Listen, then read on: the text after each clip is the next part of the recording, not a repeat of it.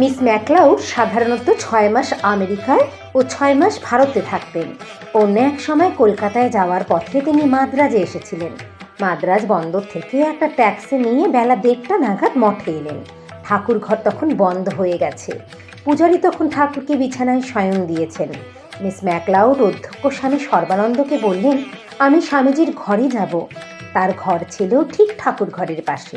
স্বামী সর্বানন্দ বিনীতভাবে বললেন, স্বামীজি এখন বিশ্রাম করছেন, আপনাকে বিকেল 4টে পর্যন্ত অপেক্ষা করতে হবে।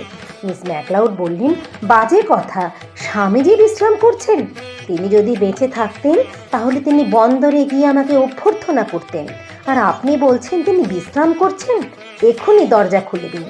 অসহায় স্বামী সর্বানন্দ একজন সাধুকে স্বামীজির ঘরের দরজা খুলে দিতে বলেন, আর মিস ম্যাকলাউড স্বামীজির বিছানার ওপর চোখ বুজে কিছু সময় বসলেন, তারপর বন্দরে চলে গেলেন।